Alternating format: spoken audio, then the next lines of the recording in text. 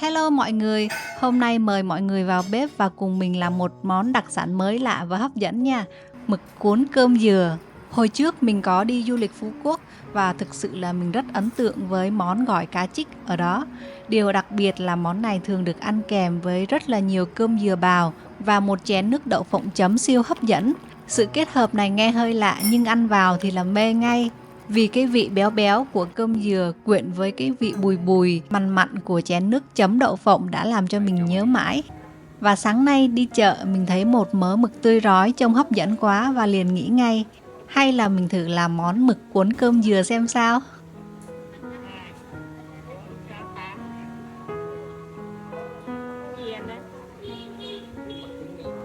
Cái này không có mực trứng chỉ có mực đông thôi, mực tươi không. Có làm sạch không em? Đầu tiên là mình sẽ luộc mực trước nha. Mình chuẩn bị một nồi nước, cho vào đây là một ít sả đập dập, vài lát gừng cho thơm nè.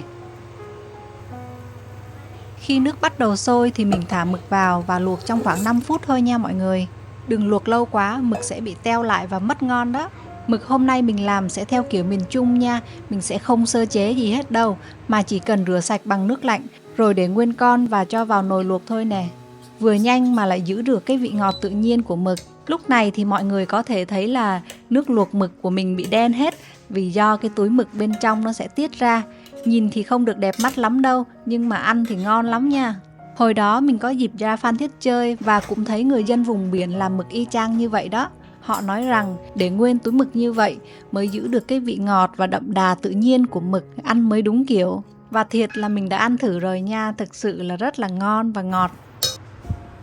Mực luộc xong rồi thì giờ mình quay ra làm nước chấm đậu phộng nha.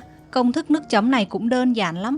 1 muỗng đường, 1 muỗng nước mắm, 2 muỗng nước lọc và 1 muỗng nước cốt chanh. Mọi người có thể linh hoạt gia giảm để cho vừa khẩu vị với gia đình mình nha. Nếu ai thích ăn cay thì có thể cho thêm tỏi và ớt bằm vào nha, để cho thơm hơn và đậm vị hơn ha. Còn hôm nay thì mình sẽ làm món này cho cả hai bé nhà mình ăn chung, nên mình sẽ không bỏ tỏi và ớt vào nước chấm để dịu hơn và dễ cho các bé ăn hơn. Và cuối cùng là mình cho thêm đậu phộng đã rang, giã nhỏ vào và trộn đều lên là xong. Ngoài ra thì mình còn chuẩn bị thêm một loại nước chấm hải sản kiểu Thái để ăn cùng nữa ha. Đầu tiên thì mình sẽ cắt ngò rí ra từng khúc nhỏ rồi cho vào máy xay cùng với tỏi và ớt. Công thức thì mình sẽ để trên màn hình để cho mọi người tham khảo nha.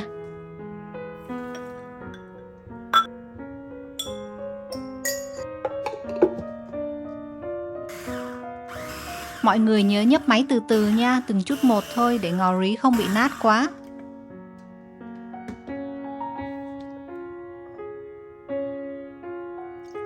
Sau khi phần tỏi, ớt và ngò rí đã được xay sơ rồi thì bây giờ mình mới cho nước cốt chanh vào nha và xay thêm một lần nữa để các nguyên liệu được hòa quyện lại với nhau. Đây là loại nước chấm mà mình rất là thích.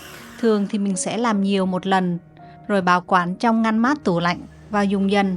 Có vị chua, cay, mặn ngọt rất là hài hòa, phù hợp chấm với tất cả các loại hải sản. Và đây là cơm dừa bào mà sáng nay mình đã đi chợ và nhờ người bán bào sẵn cho rồi nè. Giờ thì mình chỉ cần rắc một chút cơm dừa lên mực là xong rồi nè.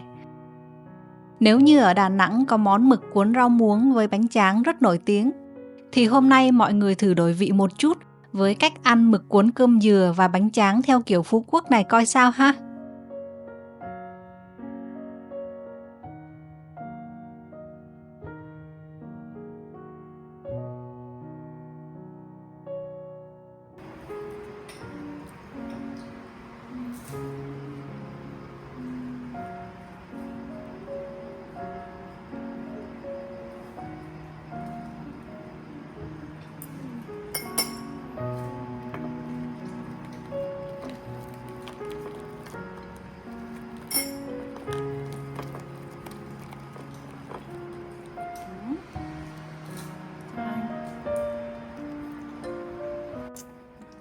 Này kêu bằng cái gì?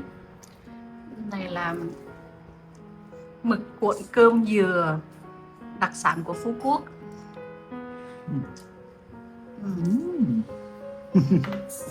Bỏ đây này. Thì ăn theo kiểu miền Trung á, là người ta sẽ không có làm cái túi mực á để cho nó ngọt, nó giữ được cái vị ngọt tự nhiên. chảy mực rán đen ấy.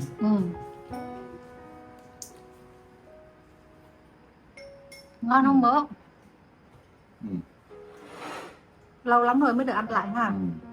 Ừ. Ừ. Mực tươi không? Tươi. Mà ăn kết hợp với dừa nó béo béo, nó bùi bùi ha. Ừ.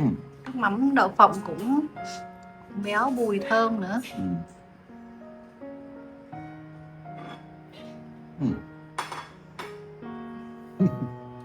Rito cũng ăn thử hả?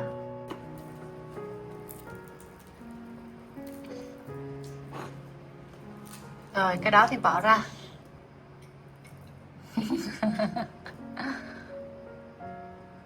Wow. Nhìn lạ chưa? Ngon không con? Ngon ha.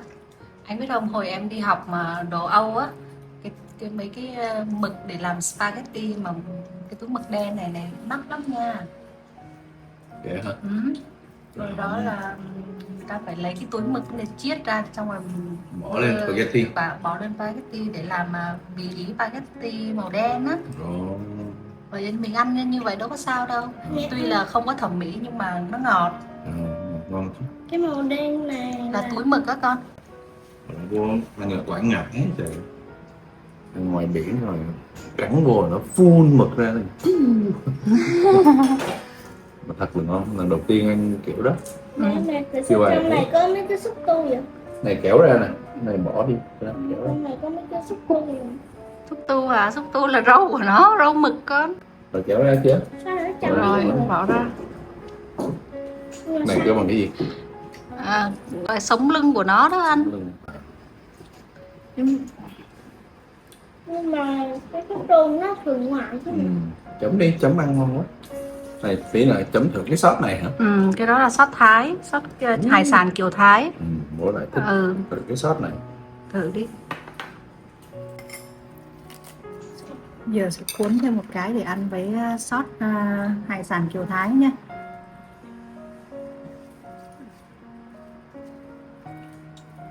Ở Đà Nẵng thì có đặc sản là mực cuốn với rau muống, anh có nhớ không?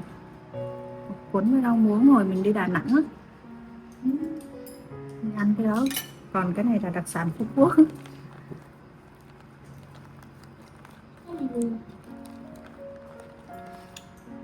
Mỗi vùng nó làm khác. Mỗi vùng biển Việt Nam là có lạ đi một chút, nhưng mà đúng là Việt Nam mình rừng vàng biển bạc. Này là cái sốt kiểu Thái, xanh, mắt xanh.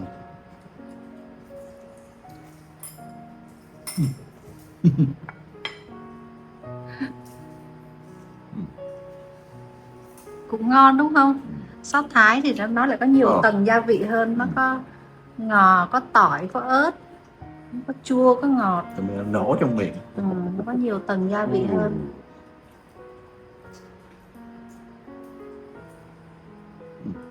Hấp dẫn không?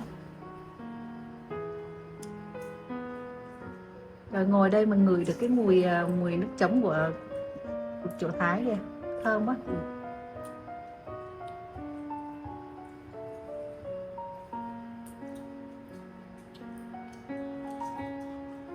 Cái miệng đen thui à.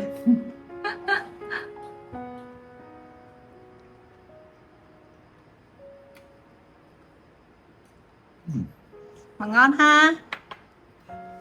Lâu lâu đổi bữa.